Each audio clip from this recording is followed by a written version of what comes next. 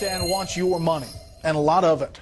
The cry for a handout comes as the expenses pile up for American action elsewhere in the Middle East and in Africa. National security correspondent Jennifer Griffin looks at the numbers tonight.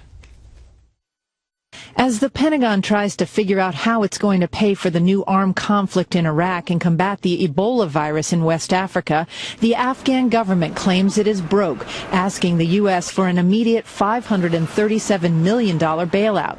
Without it, the government in Kabul says it won't be able to pay its employees. We have spent too much money too fast and built an infrastructure that the Afghans cannot afford.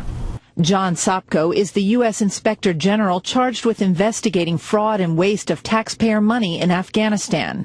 By the end of this year, we will have spent more money in Afghanistan, over $104 billion, than we did for the entire Marshall Plan for Europe.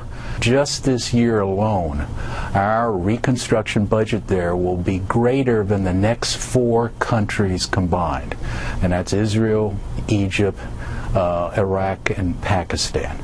The Afghans blame their current financial woes on the stalemated presidential election results. Secretary of State John Kerry was in Kabul recently trying to arrange a unity government, but neither candidate is willing to step aside. After a trip to Afghanistan in May, President Obama said the nation's foreign policy needed to shift away from the Afghan and Iraq wars. When I took office, we had nearly 180,000 troops in harm's way. By the end of this year, we will have less than 10,000. I think Americans have learned that it's harder to end wars than it is to begin them.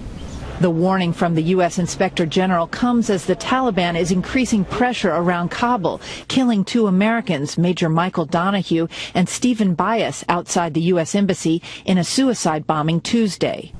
Without a new president in Afghanistan, there won't be a status of forces agreement, and all U.S. troops will need to pull out by the end of the year, a situation reminiscent of Iraq 3 years ago. Brett? Jennifer, thank you.